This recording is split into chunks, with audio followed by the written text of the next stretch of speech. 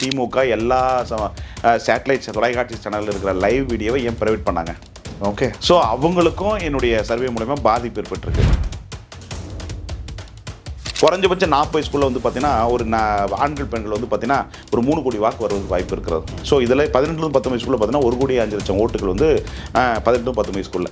So Vijay இந்த எலெக்ஷனுடைய கிங்காக இருப்பார், அதில் எந்த மாற்றம் இல்லை.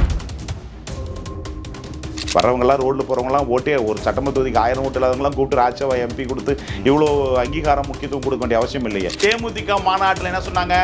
அந்த பையன் எடுத்துகிற வீடியோ எடுத்து போடுங்க. அது என்ன சொல்கிறான்? எனக்கு காரே கிடையாது, போர்டு என்டவர் காரும் இனோவா காரும் மட்டும் தான் இருக்குன்னு சொன்னாங்கல்ல. இப்போ நேற்று அந்த அம்மா என்ன சொல்லுது? எங்களுக்கு கார் வாங்க கூட வைக்கலையா அப்படின்னு. அந்த நாக்கு எலும்பில்லாத நாக்கு எப்படினாலும் பேசுமா? சோறு போடுறாங்கல்ல, சோறு காசு இந்த அம்மா காசா? மாவட்ட செயலர் 70 மாவட்ட செயலர் ரத்தத்தை உறிஞ்சி நீங்கள் மாதம் நீங்கள் வாரம் நீங்கள் பார்த்து சொல்லி மாவட்ட செயலருக்கு ரத்தம் உறிஞ்சி சோறு போடுறாங்க. அந்த ட்ரஸ்ட்டுக்கு வர்றதும் இது இல்லை. ஒரு அரசியல் தலைவருக்கு ஆலயம் தேவை கிடையாது. எல்லா கட்சியுடைய ஓட்டுகளும் வந்து தாவேக்க போகுது. தாவேக்க வந்து புதுசாக வந்துடல. ஆனால் விஜய் கிட்ட பெரிய சவாலும் இருக்கு. ஏன்னா அவர் பத்திரிகைகளை சந்திக்கல, வெளியே வரல, அப்படி இப்படி சொல்றீங்க. அவர் ஒரு நடிகர், சின்ன எம்ஜிஆராக இருக்கிறார் நான் பார்க்குறேன். இப்போ எம்ஜிஆருக்கு வந்து எப்படி கூட்டம் வரும், அது மாதிரி வந்து ஒரு அழகான கூட்டம் அவர் ஒரு நடிகரத்தில் வருது. ஆனால் அது ஓட்ட மாதிரி திமுகவுடைய ஓட்டு 12% ஓட்டு, அதிமுக ஓட்டு 8% ஓட்டு, நாம் தமிழ் ஓட்டு 2% ஓட்டு. இது கூட்டினா 22.50% ஓட்டு. அவருடைய ரசிகர் மன்றம் குறைவாக மதிப்பிட்டா கூட ஒரு 5% ஓட்டு வச்சு 30% ஓட்டு அவங்களுக்கு இருக்கு. ஓகே, ஆல்ரெடி 30% ஓட்டு இருக்கு. இது கேண்டிடேட் பிரச்சாரம் வேட்பாளர் வந்து தகுதியான திமுகவுக்கு நிகரான பொருளாதார வசதி படைத்த நபராக களத்திற்கு சென்று மக்களை வச்சா ஓட்டு போட மக்கள் தயாரா இருக்காங்க. அண்ணாமலை அரசியல் வந்து கொஞ்சம் விலை இருந்தாலும் அண்ணாமலை போன்ற ஆட்கள் முதலமைச்சர் வந்து நாட்டு சிறப்பான விரும்புறாங்க. எங்க இருக்காரு அண்ணாமலை? எங்க இருக்காரு? தமிழகத்தில் இருக்கிறார், ஒரு நாள் வருவார். அண்ணாமலை ஆதரவாளர்கள், மாற்றத்தை விரும்பக்கூடியவர்கள், 2 திராவிடம், அதிமுக திமுக 2 பேரும் ஓலினும் இந்த வேணான்ற ஒரு கூட்டம். அது அன்பு கூட்டம், அது பாச கூட்டம், மாற்றத்துக்கான கூட்டம். அந்த கூட்டம் ஓட்டு இந்த மனமாற்றம் பட்டு பாஜக நயனார் முகத்தையும் எடப்பாடி முகத்தை பற்றி ஓட்டு போட மாட்டாங்க. அது அவர் அண்ணாமலை சொன்னா கூட, எடப்பாடி சொன்னா கூட அண்ணாமலை ஓட்டுகள் இந்த முறை மாற்று தாவேக்காவுக்கும் நாம் தமிழுக்கும் செல்லும் ஒழிய அதிமுகவுக்கும் திமுகவும் ஒரு ஓட்டு கூட செல்லாது பார்க்கணும்.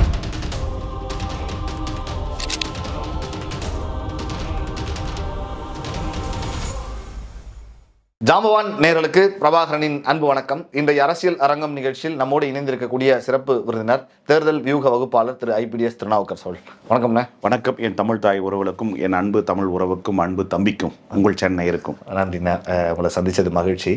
சமீபத்தில் நீங்கள் ஒரு செய்தியாளர் சந்திப்பில், பத்திரிகையாளர் சந்திப்பு நடத்தியிருந்தீங்க. அதில் ஒரு தேர்தல் கருத்து கணிப்பு விட்டுருந்தீங்க. அதில் தாவேக்காவுக்கு பெறுகிற ஆதரவு, திமுகவை பல இடங்களில் தாவேக்கா முந்துகிறது அப்படின்னு சொல்லியிருந்தீங்க. பொது ஊடகங்களில் பயங்கரமாக விமர்சிக்கப்பட்டது. காசு வாங்கிட்டு பேசிட்டாரு, 2 கோடி ரூபா வாங்கினார் அப்படின்னு ஒரு தனியார் தொலைக்காட்சி சார்பிலையும் அந்த மாதிரியான விஷயங்கள்லாம் சொன்னாங்க. பொது தளத்துலையும் பேசினாங்க. ஆனால் தாவேக்கா தொண்டர்கள் ரொம்ப வரவேற்றாங்க அந்த விஷயத்த. இப்போ நேற்று ஒரு கருத்து கணிப்பு வேறு ஒரு நிறுவனம் வெளியிட்டிருக்கு. அதில் வந்து திமுக 44% வாக்குகளை பெறுகிறது, அதிமுக 37-38% வாக்குகளை பெறும் அப்படிங்கிற மாதிரி கருத்து கணிப்பு சொல்லியிருக்காங்க. நீங்கள் சொன்னதுக்கும் இதுக்கும் ஒரு பெரிய டிஃபர் ஆகுது. எப்படி பார்க்குறது? அதை அப்படி பார்க்கவே வேணான்னு பார்க்குறேன். கம்பேரே பண்ண வேணான்றீங்களா? ஓகே. திமுக எல்லா சேட்டலைட் தொலைக்காட்சி சேனலில் இருக்கிற லைவ் வீடியோவை ஏன் ப்ரைவேட் பண்ணாங்க? ஓகே. ஸோ அவங்களுக்கும் என்னுடைய சர்வே மூலமா பாதிப்பு ஏற்பட்டிருக்கு. அதை சரிகட்ட வகையில் என் 25 வருஷ வாழ்க்கையில் இதுவரை சர்வேயில் நேற்று இப்படி ஒரு கூட்டத்தை நான் இப்படி ஒரு டீமை வந்து நான் பார்க்கவே இல்லை. அது சர்வேன்னு எடுத்துக்க முடியாது. அதாவது ஆளுங்கட்சி மேலே வெறுப்பு இருக்கு. கொலை, கற்பழி பலாத்துகள், கொக்கைனு, பவுடர்னு எல்லா விதமான சகஜமான விஷயங்களும் சமூகத்தில் புகுந்து விட்டது. சட்டம் ஒழுங்கு கெட்டுவிட்ட ஒரு ஆட்சி, ஒரு இருண்ட ஆட்சி திமுக ஆட்சி. இப்படியேப்பட்ட ஒரு ஆட்சி இருக்க போது மக்கள் மறுபடியும் எழுச்சி 150 சீட்டுன்னா என்ன அர்த்தம்? எப்பவுமே தமிழகத்தில் திமுக மைனாரிட்டி கவர்மெண்ட். கலைஞரே வந்து கூட்டணி அமைச்சு தோத்துட்டாரு. அப்புறம் 25 கூட்டணி இல்லை, ஒன்றும் 50 கட்சி வச்சாலும் கூட்டணி தேர்தல் இது அல்ல. முழுக்க முழுக்க எல்லா கட்சியுடைய கோர் ஓட்டும் சரியப்பட்டிருக்கிறது, செல்வாக்கு சரியப்பட்டிருக்கிறது. அதிமுக எடப்பாடியுடைய செல்வாக்கு சரியப்பட்டிருக்கிறது. ஸ்டாலினுடைய செல்வாக்கு சரியப்பட்டிருக்கிறது. இவர்களாம் மக்களை கவர்ந்த தலைவராக இல்லை. ஜெயலலிதா அம்மையார் கலைஞ்சிருந்தது போல ஒரு ஈர்ப்பு சக்தியாக உருவான தலைவர்களாக இல்லை. அதில் தமிழகத்தில் ஒரு வெற்றிடம் உருவெடுத்துக்காக நான் பார்க்கப்படுறேன். இன்றைக்கு வெற்றிடக்கூடிய தலைவர்கள் மத்தியில் ஒரு மாற்றோட நோக்கத்திற்காக இருக்கக்கூடிய தலைவர்களுக்கு எதிர்காலம் இருக்கிறது. விஜய், அண்ணாமலை, சீமான் போன்றவர்களுக்கு நல்ல ஒரு எதிர்காலம் இருக்கிறது. அப்படி பார்க்கிறப்போ இந்த பழமையான இயக்கங்கள் தேய்பிரையாக போய் கொண்டிருக்கிறது. புதுமையானங்களுக்கு வரவு கூடப்பட்டிருக்குன்னு எடுத்துக்கலாம். அப்படி பார்க்கிறப்போ இந்த 2020 5,67,00,000 வாக்காளர்ல குறைஞ்சபட்சம் 40 வயசுக்குள்ள வந்து பார்த்தீங்கன்னா ஒரு ஆண்கள் பெண்கள் வந்து பார்த்தீங்கன்னா ஒரு 3 கோடி வாக்கு வருவதற்கு வாய்ப்பு இருக்கிறது. ஸோ இதில் 18-19 வயசுக்குள்ள பார்த்தீங்கன்னா 1,05,00,000 ஓட்டுகள் வந்து 18-10 வயசுக்குள்ள. ஸோ விஜய் இந்த எலெக்ஷனுடைய கிங்கா இருப்பார். அதுல எந்த மாற்றம் இல்லை. ஸோ என்னன்னா விஜயை வந்து வளர்ச்சி ஏத்துக்கல, பொறுக்கல. இல்லைன்னா திமுக இவ்வளவு பெரிய கூட்டணி வைக்க வேண்டிய அவசியம் இல்லையே. வரவங்களாம் ரோட்ல போறவங்களாம் ஓட்டே ஒரு சட்டமன்ற தொகுதிக்கு 1000 ஓட்டு இல்லாதவங்களாம் கூப்பிட்டு ராஜ்யசபா MP கொடுத்து இவ்வளோ அங்கீகாரம் முக்கியத்துவம் கொடுக்க வேண்டிய அவசியம் இல்லையே. வருவர்கள் வாங்க வாங்க வாங்க சூரியன் செல்லுங்க அப்படின்னு சொல்ல வேண்டிய அவசியம் என்ன? போற போக்குல சொல்லிட்டு போயிடுறீங்க. அவங்க பிரஸ் மீட்ல பாவம் உங்களை பிடிச்சி எல்லாரையும் திட்டிட்டு இருக்காங்க. பண்ணட்டும். எங்களை பத்தி ஏன் பேசுறீங்க? எங்களுக்கு தான் ஓட்டு இல்லைல்ல, 0.5 தானே இருக்கு, ஏன் பேசுறீங்கன்னு கேட்கறாங்க. அந்தமா சரி நான் கேட்கறேன். அப்புறம் தேமுதிக மாநாட்டில் என்ன சொன்னாங்க? அந்த பையன் எடுத்து வீடியோ எடுத்து போடுங்க. அது என்ன சொல்றான்? எனக்கு காரே கிடையாது, ஃபோர்டு என்டவர் காரும் இனோவா காரும் மட்டும் தான் இருக்குன்னு சொன்னாங்கல்ல. இப்போ நேற்று அந்த அம்மா என்ன சொல்லுது? எங்களுக்கு கார் வாங்க கூட வைக்கலையே அப்படின்னு. அந்த நாக்கு எலும்புலாத நாக்கு எப்படினாலும் பேசுமா? அதாவது நீங்கள் இதுக்கு அதாவது அப்படி சொல்லப்போனால் மக்கள் கூட்டணியத்துக்கு 1,600 கோடி ரூபாய் ஒதுக்கப்பட்டாங்க. அந்த ஒதுக்கப்பட்டத்தில் மாற்றம் முன்னேற்றம் ராமதாஸ் கான்செப்டில் முதலாக பாம்பேயில் பணம் கொடுத்து DGP ராமானுஜம் மூலமாக அசைன்மெண்ட் செய்யப்பட்டாங்க. அதன் அடிப்படையில் நைட்டு 10:30 மணிக்கு கோடம்பாக்கம் அப்பார்ட்மெண்ட்டில் சுதீஷும் அந்த அம்மாயவர் உட்கார்ந்து கொண்டு பேரத்தை முடித்து மக்கள் கூட்டணி உருவானது வந்து திமுக தொகுதி மெயின் காரணமா இருந்தாங்க இல்லையா? அந்த ஃபார்முலா அன்னைக்கு வச்ச விதை இன்னைக்கு ஸ்டாலின் வச்சு அடிக்கிறார் தான் பார்க்குறேன். இத்தனை பேரையும் உடச்சி அதிமுக உடச்சி இன்னைக்கு ஜெயிச்சு மெஜாரிட்டி வரும்னு நினைக்கிறாங்க. அப்படி பார்க்குற போது அன்னைக்கு பணம் வாங்க ஆரம்பிச்சது விஜயகாந்த் போட்டு வைத்துக்கொண்டு இன்னைக்கு வரையும் பணம் செய்து கொண்டு இருக்கிற அம்மையா அந்த அவர் நல்லவர், நல்ல மனிதர், எந்த மாற்றம் இல்லை. சில பல இருந்தாலும் ஒரு நல்ல மனிதர், சமுதாயத்துக்கு ஒரு நல்ல விஷயம் செய்த ஒரு மனிதன் பார்க்கணும். அப்படி பார்க்குற போது இன்றைக்கு அந்த காசை சோறு போடுறாங்கல்ல, சோறு காசு அந்த அம்மா காசா? மாவட்ட செயலர் 70 மாவட்ட செயலர் ரத்தத்தை உறிஞ்சி நீங்கள் மாதம் நீங்கள் வாரம் நீங்கள் பார்த்துன்னு சொல்லி மாவட்ட செயலருக்கு ரத்தத்தை உறிஞ்சி சோறு போடுறாங்க. அந்த ட்ரஸ்ட்டுக்கு வர்றதும் இது இல்லை. ஒரு அரசியல் தலைவருக்கு ஆலயம் தேவை கிடையாது. ஸோ ஒரு அரசியல்வாதி அப்படின்னா எல்லாருக்கும் கலைஞருக்கு வைக்கணும், அண்ணாவுக்கு வைக்கணும், எம்ஜிஆருக்கு வைக்கணும், எல்லா காமராஜருக்கு எல்லாத்துக்கும் ஆலயம் வச்சா நாடு என்ன ஆகுது? ஸோ பசுமன் முத்துராமலிங்கம் தானே அவருடைய வாழ்க்கை வரலாறு வேறு, அவரு தியாகி, அதெல்லாம் வைக்கப்பட்டாங்க. இந்த அம்மா வந்து விஜயகாந்தை வைக்கிட்டு வியாபாரத்திற்காக பயன்படுத்துவது கண்டிக்கத்தக்கது, சமூகத்திற்கு உகந்ததல்ல என்றது நான் அழுத்தமாக இருக்கேன், ஆழமாக இருக்கேன். இன்னைக்கும் பதிவு அரசியல் ஆய்வாளராகவும் தமிழ் குடிமகனாக என்ற ஒரு இதில் தமிழ் சமுதாயத்துக்கு ஒரு இழுக்காக பார்க்கப்படுறேன். இது வந்து தமிழ்நாட்டுக்காக சுதந்திர போராட்டத்திற்காக மக்களுக்காக தன்னை அர்ப்பணிக்கப்பட்டு தியாகி கிடையாது. ஒரு நடிகர் சமூகத்தில் வருமானம் ஈட்டுகிற போது அதிலும் மக்களுக்கு சில நன்மை பயக்கும் நோக்கத்திற்காக செய்தவர். அவர் எல்லாரும் செய்யறாங்க. ஒன்றும் தப்பில்லை. சிவாஜி கணேசன் செஞ்சிருக்காரு, எல்லாம் செஞ்சிருக்காங்க. அதுக்காக வந்து கோபுரம் கட்ட முடியுமா? இந்த அரசு பணத்துல கட்டல, அது அவங்களோட தனிப்பட்ட விஷயம். தவறு, அதுவே தப்புங்க, அதுவே தப்பு. நீ அது வந்து சமுதாயத்துல வந்து நீ கணவர், மனைவி, பிள்ளை இதுக்குள்ள அடைக்கணும். சமூகம் ஆகிவிட்டது. இப்போ எல்லா சமுதாயத்தில் இருந்து பார்க்க வைக்கிற அளவுக்கு செய்யறது தப்பு. அது அந்த விஷயத்தை மாற்றிக்கணும்னு சொல்கிறேன். ஒரு மனிதனுக்கு இந்த ஒரு குரு பூஜையெல்லாம் நாட்டுக்கு தேவையே கிடையாது. நாட்டு குரு பூஜை அப்படின்னா வந்து அண்ணா குரு பூஜை நடத்தணும், பெரியாருக்கு நடத்தணும், கக்கன் நடத்தணும், காமரா நடத்தணும், எல்லாரும் நடத்தணும். எனக்கு மாற்று கருத்து நீங்கள் சொல்றது. அதாவது குரு பூஜை நடத்தினா, முத்துராம் நடத்துறாருன்னா, இமானுவேல் நடத்துனா, அது கதைகள் ஸ்டோரியே வேற. அது வரலாறு இவர் வந்து சரித்திரத்தில் என்ன செய்தார், நாட்டிற்காக என்ன செய்தார், சிறைக்கு என்ன சென்றார், மக்களுக்காக என்ன சென்றார், மக்களுக்கு என்ன தியாகம் பண்ணாருன்னு பார்க்குற போது ஒன்றும் கிடையாது. ஒரு நடிகராக இருந்தார், ஒரு கட்சி ஆரம்பிச்சாரு, மக்களுக்கு இந்த துணி அயன் பாக்ஸ் போட்டியும் அயன் மிஷின் கொடுத்து ஒரு போட்டோ போஸ்ட் கொடுத்துட்டு ரசிகர் மன்றத்தில் வச்சுட்டு இது பண்ணிட்டு மக்களுக்கு சில நன்மை அரிசி பருப்பு கொடுத்தல சில விஷயம் பண்ணாங்க. அதுக்காக வந்து நீ வந்து தூக்கி வந்து ஆலயம் அப்படின்னு சொல்றதெல்லாம் இது அரசியலுக்கு உகந்தல நான் பார்க்க போற சோதரம். இது ஒன்று போட்டோம். நீங்க கேட்குற முன்னாடி கேள்வி வருதுன்னா விஜய் அவர்களை எல்லாருமே தப்பா இட போடுறாங்க. அப்படி அல்ல. ஏன்னா எல்லா கட்சியுடைய ஓட்டுகளும் வந்து தாவேக்க போகுது. தாவேக்க வந்து புதுசாக வந்துடல. ஆனால் விஜய் கிட்ட பெரிய சவாலும் இருக்கு. ஏன்னா அவர் 2 விஷயம் பார்த்தோம். எம்ஜிஆர் வந்து பார்த்தீங்கன்னா ரசிகர் மன்றத்தை தனியாகவும் கட்சியை தனியாகவும் 2 வகையை பார்த்தால் வெற்றி கண்டார். அவர்கிட்ட இருக்கிற சவால் விஜய்க்கு என்னன்னா ரசிகர் மன்றத்தையும் கட்சியும் ஒன்றா இது பண்ணிட்டார். அதுதான் பெரிய சவால். இதில் எதிர்கொண்டு சதிகளை எதிர்கொண்டு திமுக அதிமுக வலையில் விழாமல் அந்த ஆட்கள் கூட்டம் பேய் கூட்டம். விஜயிடம் இருப்பது ஒரு பேய் கூட்டம். அதாவது பேய் கூட்டம்னா ஒரு மிகப்பெரிய ஒரு ஆர்வமாக இருக்கிற, ஒரு வேகமாக இருக்கிற, அரசியல் புரிதல் இல்லாமல் இருக்கிற ஒரு மாற்றத்தை விரும்புகிற ஒரு கூட்டம். அதுக்காக நம்ம குறைவாக மதிப்பிடக்கூடாது. அவங்களும் மனிதர்கள், நம் சகோதரர்கள், நம் சமூகத்தை வளர்ப்பதில் முக்கிய காரணங்கள் அவங்க ஒரு பங்கை பாடுபடக்கூடிய நபர்கள். அப்படி இருக்கிற போது அவர்களுக்கு அரசியல் பற்றிய புரிதல் கம்மி. இப்போ திமுக அதிமுகனா அரசியல் உள் விஷயங்கள் என்னன்னு தெரியும். எப்படி திருடுறது, எப்படி கலெக்ஷன் கமிஷன் வாங்குறது, எப்படி கக்கூஸ் கட்டத்தில் கமிஷன் வாங்குறது. ஊட்டியில் இருக்கிற பூங்காவில் வந்து பார்த்தீங்கன்னா இன்னைக்கு ஊட்டி வளர்க்கன் கட்சி போகிறாங்க. அந்த பூங்காவில் பூ கூட பார்த்தீங்கன்னா பல கோடி ரூபாய் கொள்ளடிக்கிற கான்செப்ட். ஒரே ஒருவர் கடலூர் மாவட்டத்தினுடைய எம்ஆர்கே பழனிசாமியுடைய சொந்தக்காருக்கு மட்டுமே டெண்டர் கொடுத்துட்டு இருக்காங்க. ஸோ இப்படி எப்படி எப்படிலாம் திருடணுன்ற விஷயத்த தெரிஞ்சவங்க தான் இந்த அரசியல்வாதிகள். இவங்க அரசியல்வாதி கிடையாது, அவங்க வியாதி. இவங்க அரசியல்வாதியை இப்போதான் உருவெடுக்கிறாங்க. ஸோ அவங்களுக்கும் இவங்களுக்கும் டிஃப்ரெண்ட் இருக்குது. அதில் இவங்களை போட்டு அடி புஷ் பண்ணுறது வந்து வேஸ்ட்டு. ஏன்னா புதுமையாக வந்திருக்காங்க, என்ன பண்ணணும், வேடிக்கை போகணும், வாட்ச் பண்ணணும். அதை விட்டுட்டு தாழ்ந்து இவங்களாம் ஒன்றுமே இல்லை அப்படின்னு சொல்லி நீ வேணா யோகியமா, நீ அறிவாளியா, நீ அதே தான். முதலமைச்சர் எத்தனை பேர் பத்திரிகை செஞ்சுக்காரு? ஒன்றும் கிடையாது. அதே மாதிரி அவர் நீ ஒன்றும் இல்லை, அவளும் ஒன்றும் இல்லை. நாட்டுக்கு நன்மையை செய்ய போறீங்க, அட்மினிஸ்ட்ரேட்டிவ் வாய்ப்பு கிடைச்சா அதை பண்ணலாம், அதில் திறமையை வெளிக்காட்டுற விட்டுவிட்டு அவர் பத்திரிகைகளை சந்திக்கல, வெளியவே வரல, அப்படி இப்படி சொல்றீங்க. அவர் ஒரு நடிகர், சின்ன எம்ஜிஆராக இருக்கிறார் நான் பார்க்குறேன். இப்போ எம்ஜிஆருக்கு வந்து எப்படி கூட்டம் வரும், அது மாதிரி வந்து ஒரு அழகான கூட்டம் அவருக்கு ஒரு நடிகர் வருது. ஆனால் அது ஓட்டாக மாறுது. எல்லாரும் சொன்னாங்க வர கூட்டம் ஓட்டம், ஆனால் ஓட்ட மாறப்போகுதுன்னு தெரியல. அதனால திமுகவுடைய ஓட்டு 12% ஓட்டு, அதிமுக ஓட்டு 8% ஓட்டு, நாம் தமிழ் ஓட்டு 2% ஓட்டு, இது கூட்டினா 22.50% ஓட்டு. அவருடைய ரசிகர் மன்றம் குறைவாக மதிப்பிட்டா கூட ஒரு 5% ஓட்டு வச்சு 30% ஓட்டு அவங்களுக்கு இருக்கு. ஓகே, ஆல்ரெடி 30% ஓட்டு இருக்கு. இது கேண்டிடேட் பிரச்சாரம், வேட்பாளர் வந்து தகுதியான திமுகவுக்கு நிகரான பொருளாதார வசதி படைத்த நபராக களத்திற்கு சென்று மக்களை ஓட்டு போட மக்கள் தயாரா இருக்காங்க. பூத்து கமிட்டி இருக்கு, அந்த அளவுக்கு ரொம்ப கேவலமா இல்ல. பூத்து கமிட்டியும் கட்டமைச்சிருக்காங்க, தேர்தல் சந்தைகளுக்கு இருக்கு. அவங்களுக்கான உரிய பயிற்சியை கொடுத்தாலும் நிச்சயமா களத்தில் எதிரிகளை வீழ்த்துக்கான யுக்திகளை வியூகங்களை கொடுத்தாலும் நிச்சயமா ஒரு சான்சஸ் நெக் டு நெக் வரதுக்கு வாய்ப்பு, மும்முனை போட்டு கடுமையாக அமைவதற்கு வாய்ப்பு இருக்கிறது. உடனே விஜய் பிரசாரத்துக்கு போல, விஜய் பிரசாரத்துக்கு போனால் மிகப்பெரிய லெவலில் பேசு பொருளாகும், மிகப்பெரிய லெவலில் வந்து விமர்சனங்கள் உள்ளாகும். அப்படி ஆகிற போது அந்த ஓட்டு வங்கியெல்லாம் இன்க்ரீஸ் ஆகிடும், அது மேட்டரே இல்லை. ஸோ அப்படி பார்க்குற போது மும்முனை போட்டியாக இருக்க போது திமுக தாவேக வருவதற்கு வாய்ப்பை தான் நான் பார்க்குறேன். அதிமுக வந்து பலவீனமாக இருக்குது, அது கூட்டணி பலவீனந்த கூட்டணி. ஏங்க தமிழக அரசியல் வரலாற்றில் திமுகவுடைய தலைவர் தான் வந்து சீட்டுகளை நிறைய முடிவு பண்ணுறாரு. அதிமுக ஜெயலலிதா இருந்தபோது அவங்க டெல்லியிலிருந்து வந்து தேடி தான் போனாலும் இவங்க தேடி போல. இவங்க தேடி போய் அங்கே என்னன்னா நம்ம ஒரு படத்தில் என்ன சொல்லுவோம், மளிகை சாமான வேலை காசு கட்டலை மேலக்காரன் பார்த்துக்குவான், பிள்ளைக்கு ஃபீஸ் கட்டணும் மேலக்காரன் பார்த்துக்குவான், காய்கறிக்காரன் காசு கொடுக்கணும் மேலக்காரன் பார்த்துக்குவான்ற கதையா டெல்லி இருக்கிறவன் பார்த்துக்கன்னு சொல்றது இது தமிழ்நாட்டு அரசுக்கு உகந்தது அல்ல. இவர் என்ன செய்தார்னா இப்போ மற்ற கட்சிகளுக்கு சீட்டுக்கு உட்பட்ட பேரம் இது இயற்கை ரெகுலராக தமிழக அரசு நடக்கும். இப்போ தேமுதிக போனதில் கூட அதுதான் சீட்டுக்கு அடுத்து நோட்டு, இந்த விஷயம்லாம் போகுது. இதாட்டி ஏற்கனும் நாட்டுக்கு அப்போ உத்தம புத்திரெல்லாம் கிடையாது. கட்சி எம்ஜிஆர் விஜயகாந்த் போட்டோ வச்சுக்கிட்டு வியாபாரம் பண்ணுற அரசியல் கம்பெனி எல்லா கட்சியும் அப்படிதான் இருக்குது. அந்த அடிப்பில் அந்த அம்மா வாங்குது. அது மாதிரி வாங்குற போது இந்த கட்சிக்கு என்னன்னா இவங்களுக்கு தினகரனுக்கோ அன்புமணிக்கோ வர வேண்டிய சூட்கேஸ் வந்து வராது. ஏன்னா சீட்டுக்கு மட்டும் செலவுகள் பண்ண முடியும்.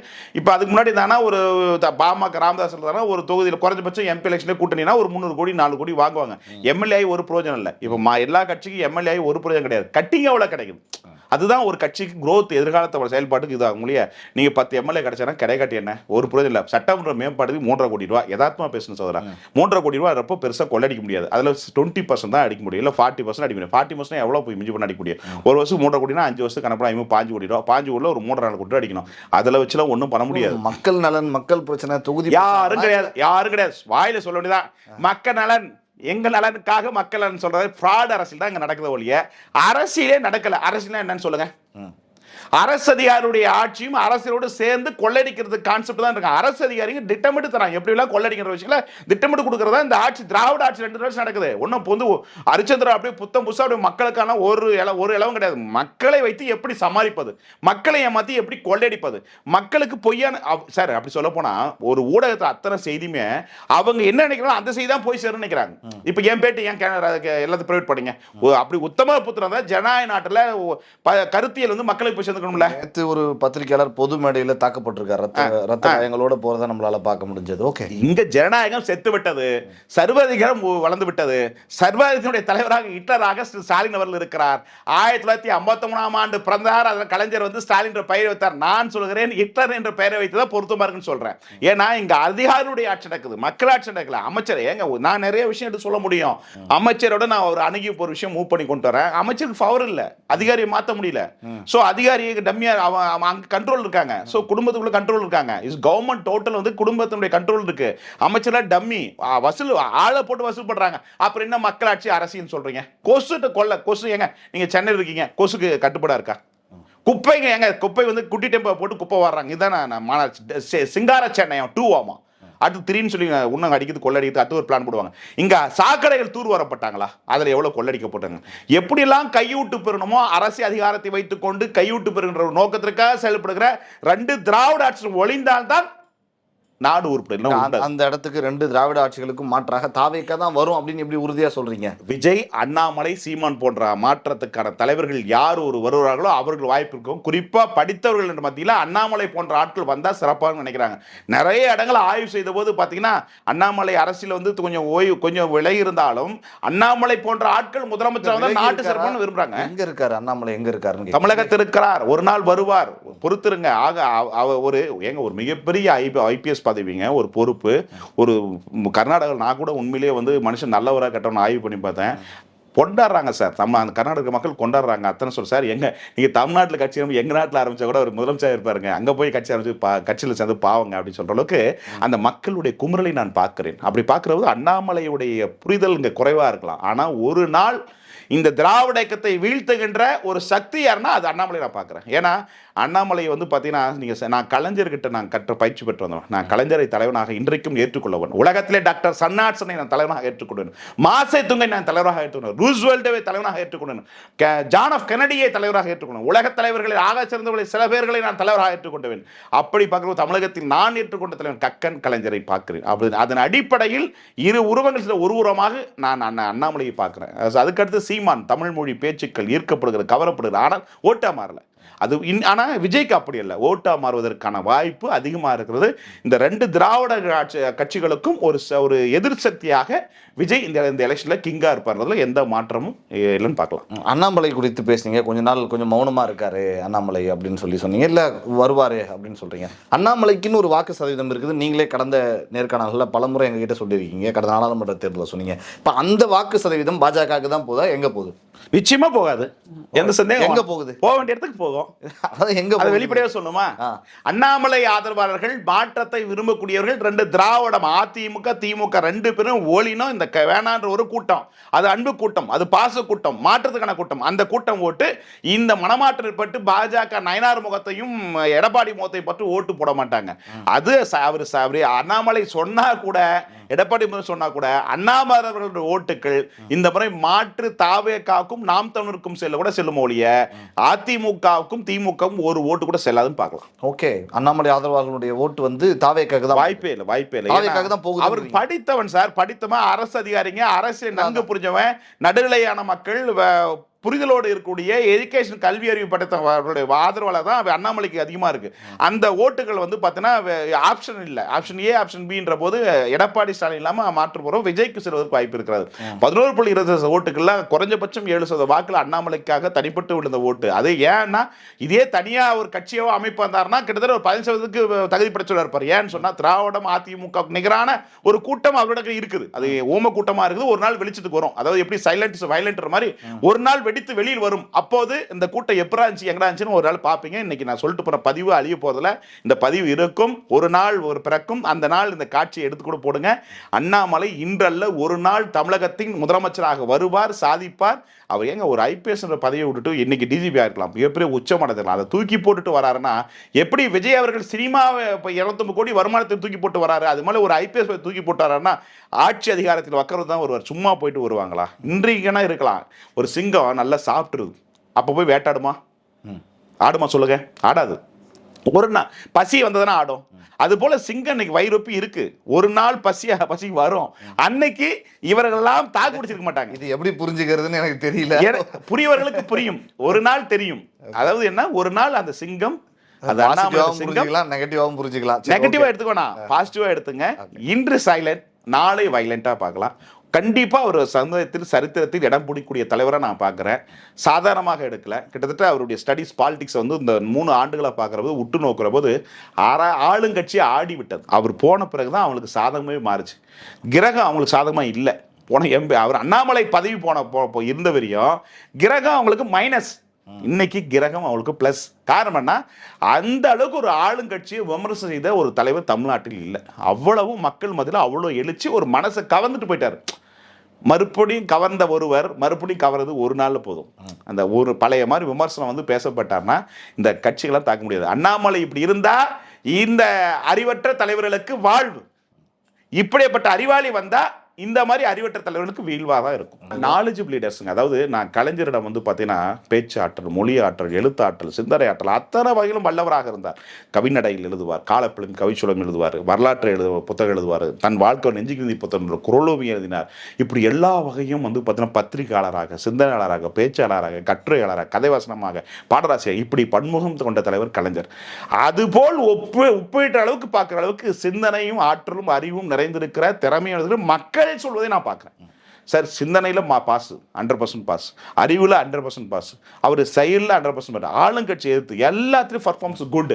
அப்படி ஒருவர் வீழ மாட்டார். ஒரு நாள் ஒரு விதை போட்டார், செடி வளர்ந்துருச்சு, அது காயாகி பூவாகி காயாகி கடியாகி அறுவடை செய்யலாம். ஒரு நாள் நிச்சயமாக தமிழகத்தின் நிச்சயமாக முதல்வர் வேட்பாளரில் அவரும் ஒரு ஆளாக இருப்பார். இந்த சரித்திரத்தில் ஒரு நாள் வக்காருன்றதை நான் இன்னைக்கு சொல்லிட்டு போகிறேன். நடக்கும், என்றோ ஒரு நாள் நடக்கும், நடக்காமல் போகாது. அதுக்கான களம் வாய்ப்பு இன்றைக்கு உருவெடுத்தா பார்க்கணும். இன்னைக்கு இந்த அரசியலே இந்த தேர்தலே நீங்கள் பார்த்துருப்பீங்க, எப்படியப்பட்ட ஒரு தேர்தல் இருக்குன்னு பார்த்துருப்பீங்க. இங்கே மக்கள் வந்து ஜென்ரேஷன் மாற்றம் உருவெடுத்துருச்சு. திராவிடத்துக்கு ஓட்டு போடுறவங்க குறைஞ்சிட்டாங்க. அதிமுகவில் வந்து இளைஞர் இளம்பெண்கள் அம்மா இருந்தபோது சிறப்பாக இருந்துச்சு. இப்போ இளைஞர்கள் இளம்பெண்களே அந்த கட்சியில் இல்லை, எல்லாம் வயது மூப்பானவர்கள் தான் இருக்காங்க. ஸோ அதிமுகவும் அதே மாதிரி தான் வயது மூப்பாக இருக்காங்க. திமுக அதிமுக ஆட்சியில் கண்டார்கள், ஆண்டார்கள், வருமானம் ஈட்டினார்கள், ஆனால் கட்சியை தவறு விட்டான்னு சொல்லணும். ஏன்னா 40 வருஷமா திமுகவில் ஒன்று சேர்ந்தாங்களா சரி ஒருத்தான் இல்லைன்னு சொல்லுங்க, அவனே தான் இருப்பான். அப்படி இப்படி கட்சியில் வருவான், ஒருத்தன் வளர விட மாட்டாங்க. அவனே தான் கவர்மெண்ட் அரசு பொறுப்பு, ஒரு கவர்மெண்ட் அரசு பொறுப்பு இருக்கோ அதே மாதிரி தான் இருக்குது. அது மாதிரி திமுக அதிமுக மக்கள் வந்து விலகி வந்துட்டாங்க. இப்போ ஒரு கேப் விட்டுட இருக்கு. இப்போ புதுமையாக வரவங்களுக்கு வாய்ப்பு இருக்குது. அப்போ விஜய்க்கு வந்து 19% ஓட்டுகள் இருக்குது, அதில் எந்த மாற்றம் இல்லை. இதுக்கு மேல் வர்ற ஓட்டுகள் வந்து பார்த்தீங்கன்னா அவங்களுடைய செயல்பாடுகள், தேர்தல் அறிக்கையுடைய கவர்ச்சி. இப்போ திமுக அதிமுக தேர்தல் அறிக்கை நம்பகத்தன்மை இல்லை. ஏன்னா அவங்க வெற்றிப்பதற்காக பொய்யான தேர்தல் அறிக்கை. இப்போ 500 தேர்தல் அறிக்கை பிரசாந்த் கிஷோர் வந்த பிறகு தான் இப்படி அதுக்கு முன்னாடி வந்து கலைஞர் வந்து என்னுடைய முதல் கையெழுத்து இதுதான் அப்படின்னு சொல்லி போட்டார். ஒரு நம்பகத்தன்மை இருந்துச்சு. அந்த நம்பகத்தன்மை தன்னை கண்டிப்பாக லைவ்லேயே வச்சிருந்தார் கலைஞர். இந்த அவர் மறைவுக்கு பிறகு ஸ்டாலின் அவர்கள் வந்த பிறகு பிரசாந்த் கிஷோர் போன்ற வேட்பாளர் வந்து பொய்யான தேர்தல் வாக்குறுதியை கொடுத்துட்டு இன்னைக்கு வந்து மக்கள் மத்தியில் இன்னைக்கு மிகப்பெரிய கடன் வந்து தமிழக அரசு சுமை ஏற்பட்டதுக்கு காரணமே அந்த தேர்தல் அறிக்கையினுடைய இதுதான். இவங்க கான்செப்டை உருவாக்கி இந்த கான்செப்ட் மூலமாக கமிஷன் 40% கமிஷன் இன்னைக்கு வந்து கிட்டத்தட்ட பார்த்தீங்கன்னா உதாரணத்துக்கு ஒரு 5 லட்சம் கோடியில் இன்னைக்கு 40% கமிஷன் எவ்வளோன்னு பார்த்துங்க. ஓகே, இது மட்டும்னா மீதி வந்து மணல், டாஸ்மார்க் இதெல்லாம் பார்த்தீங்கன்னா கொள்ள வருமானம். ஸோ செக்க வருமானம் ஈட்டிட்டாங்க, பிஞ்சிட்டாங்க. அதனால தான் முன்னெல்லாம் வந்து பார்த்தீங்கன்னா கண்டக்ட் போஸ்டிங், டிரைவர் போஸ்டிங், அந்த போஸ்டிங் இந்த போஸ்டிங்லாம் இப்போ அது போகிறதே இல்லை. அவங்க இப்போ ஈட்டுறதே வேறு, பில்டிங்கு ரோடு அது இதுன்னு அதில் தான் வந்து கைவிட்டு பெற விஷயங்கள் ரொம்ப கரப்ட் கார்பரேட்டாக செய்கிறாங்க. ஸோ இது அதிமுக செஞ்சு தான் இது திமுக செய்கிறாங்க. 2 பேருமே இவங்க தீய சக்தி தான். இவன் தீய சக்தி, அவன் தீய சொல்கிறது, அதிமுக வந்த கலெக்ஷன் கமிஷன் அவங்க சொல்கிறது, அவங்க தான் இவங்க சொல்கிறது, எல்லாமே 2 பேருமே கலெக்ஷன் கமிஷன் வாங்குற ஆட்சிகள் தான். இது ஒரு காட்சிகள் தான். இதில் மாற்றம் வேணும், மக்கள் விரும்புகிறாங்க. இந்த 2000 தேர்தலில் கட்டாயம் வந்து சதவீத ஓட்டுகள் மாறும். ஒரு 7% வாக்கள் தான் டிஃப்ரெண்ட். 37-39% தான் தேர்தல் முடியும். அப்படிங்கும்போது இப்போ இந்த 7% வாக்கள் தாவேக்க ஓட்டை சரிஞ்சா திமுக பிளஸ் அமையும். திமுக ஓட்டு சரி இப்படி போனால் இந்த தொங்கு சட்டம் அமைய கூட வாய்ப்பு இருக்கு. ஒழிய இவங்க சொல்ற மாதிரி ஓஹோன்னு மக்கள்லாம் சிலிப்பாக இருக்காங்க, மாரிமலை பெய்கிறது, ஏண்டாம் புலிகேசி படத்திலே சொல்வது போல மன்னா மக்கள்லாம் மகிழ்ச்சியா இருக்கிறார்கள், மழை பெய்கிறது, மாரிமலை பொழிகிறது, மும்மலை பொழிகிறது, மக்கள் செழிப்பா இருக்கிறாங்க அப்படின்ற நிலைமையில இல்ல. மக்களிடம் வறட்சி இருக்கிறது, வறுமை இருக்கிறது, ஏழ்மை இருக்கிறது, போதை இருக்கிறது, குக்கைன் இருக்கிறது, அனைத்து விதமான பொருட்களும் இங்கே மக்களுக்கு சகஜமாக கிடைக்கிறது. விலைவாசி உயர்வு பெருகி இருக்கிறது, விண்ணை எட்டி மேலே வேலை எங்கேயோ 12 போயிருக்கிறது விலைவாசி உயர்வு.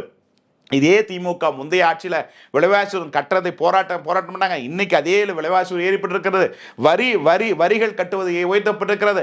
இப்படி ஒரு செயலிழந்த அரசாக இந்த அரசு இருக்கிறது, முந்தைய அரசு இருக்கிறது. இதை புரிதல் மக்களிடம் இருக்கிறது, மக்களிடம் எழுச்சி இருக்கிறது, மக்களிடம் எதிர்ப்பு இருக்கிறது. இந்த வாக்கு நிச்சயமாக மாறுற போது இந்த பர்சன்டேஜ் ஓட்டு எப்படி வரும் சொல்லுங்க. விசிகா திருமாவளவன் அவர்கள் இப்போ ஒரு பெரிய இம்பாக்டா எல்லா தேர்தல்களிலுமே இருக்காரு. கணிசமான வாக்கு சதவீதம் அவங்களுக்கு இருக்கு. புதுச்சேரியில் 3 தொகுதிகளில் தனித்து போட்டிடுவோம் அப்படின்னு சொல்லியிருக்காங்க. தமிழகத்தை பொறுத்தவரை திமுக கூட்டணியில் இன்னும் பேசப்பட்டு கொண்டிருக்கிறது. அதுக்கான முடிவுகள் வந்துடும், நம்ம பேசி வீடியோ போடுறதுக்குள்ள கண்டிப்பாக வந்துடும் நினைக்கிறேன். விசிகா திமுகவில் இருப்பது அப்படிங்கிறத நீங்கள் எப்படி பார்க்குறீங்க தொடர்ந்து பயணிப்பது? பொதுவாக என்னன்னா ஸ்ட்ராட்டஜி கம்பெனி நிறுவனம் இந்த கட்சிகளால் எந்த பழசும் இல்லைன்னு புரிஞ்சுட்டாங்க. டேட்டாஸ் எல்லாம் தூக்கி போகிறதுனால தான் இவங்க கட்சிகள்லாம் பேரத்துலேருந்து குறையிறாங்க. இன்னொரு விஷயம், அதிமுக பாஜகவோட போய் சேர்ந்தது மிகப்பெரிய பின்னடைவு. இப்போ அதிமுக பாஜக போலன்னா கட்டாயம் இவங்களுக்குலாம் ஒரு ஆஃபர் கிடைச்சிருக்கும், மாற்று சேரக்கூடிய வாய்ப்பு கிடைச்சிருக்கும். அது மிஸ் ஆகி போச்சு. அப்படின்ற போது அவங்களுடைய பலம் என்னன்றது திமுகவுக்கு நன்கு தெரியும். இது விசிகாவுடைய ஓட்டுகள் வந்து பார்த்தீங்கன்னா நிறைய வந்து பார்த்தீங்கன்னா தாவேக்கு ஜம்ப் ஆகுது. இப்போ பட்டியல் சமுதாயத்தின் ஓட்டுகள் எப்பயுமே வந்து திமுகவுக்கு வெரி ஸ்ட்ராங்காக இருக்கும். அதுக்கடுத்து அதிமுகவும் எம்ஜிஆர் ஜெயலலிதா ஃபாலோவர்ஸும் ஸ்ட்ராங்காக இருக்கும். மூணாவதாக வந்து விசிகா ஸ்ட்ராங்காக இருந்துச்சு.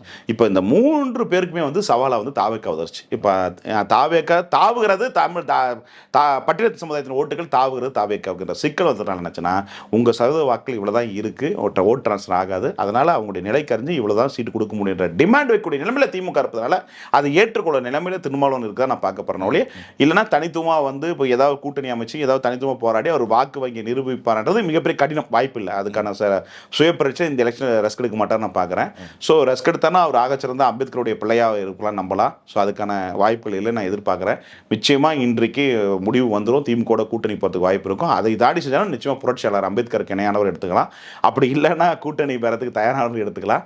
ஸோ தாவேக்காவில் இந்த விசிகாவுக்கு பாதிப்பு தான். அது எந்த மாதிரி திமுகவுக்கும் பாதிப்பு, அதிமுகவும் பாதிப்பு. இதை மறைப்பதற்காக என்ன பண்ணுறாங்கன்னா செட் பண்ணுறாங்கன்னா, இப்போ சர்வே போன்ற நிறுவனங்கள் நேற்று அந்த நிறுவனம் இதுவரை நான் பார்க்கல, 25 வருஷமாக நான் என் ஃபீல்டில் பார்க்கல, 2002 பார்க்குறேன், செட் பண்ணி அடிக்கிறாங்க. ஸோ நெகட்டிவ் மக்கள் இதில் இப்படி இருக்கின்ற விஷயத்தை கொண்டு போகிறாங்க. ஸோ அது வந்து ஃபேக், தப்பு. இன்னொரு விஷயம் பார்த்தீங்கன்னா திமுக அதிமுக தான் ஃபைட்டு அப்படின்ற மாதிரி ஒரு செட்டப்பை உருவாக்குறாங்க. அந்த நிறுவனத்தை சேர்ந்த அதிமுக சேர்ந்த நிறுவனம் கூட இப்படி பற்றி தாவேக்கோ டேமேஜ் பண்ணுறவங்க தான் இருக்காங்க. ஸோ இவங்களுடைய அஜெண்டா ஃபுல்லானா தாவேக்கோ ஓட் ட்ரான்ஸ்ஃபர் ஆகக்கூடாது. ஸோ ஓட் ட்ரான்ஸ்ஃபர் ஆகாமல் இப்படி திமுக அதிமுகன்னு வரப்போ நமக்குள்ள இது பண்ணிக்கலாம் அப்படின்ற ஒரு உட்சதியும் இருக்குதா நான் பார்க்கப்படுறேன். இதில் இந்த தேர்தல் வந்து விஸ்தரமான தேர்தல், சதிகளை சந்திக்கின்ற தேர்தல், பல சூழ்ச்சிகளை நடக்கின்ற தேர்தல். இதை கடந்து வென்று கிங் மேக்கராக இருப்பது தான் விஜய்க்கான சவாலாக இருக்குன்னு பார்க்குறேன். பார்ப்போம்ண்ணே. நிறைய தகவல்கள் எங்களுக்காக அரங்கிற்கு வந்து பகிர்ந்து கொண்டீர்கள். உங்களுக்கு என்னுடைய மனமார்ந்த நன்றிகள். மிக்க நன்றி. என் தமிழ் தாய்களுக்கும் புரிந்து கொள்ளுங்கள், அறிந்தவர்கள் அறிந்து கொள்ளுங்கள். நன்றி. நன்றி.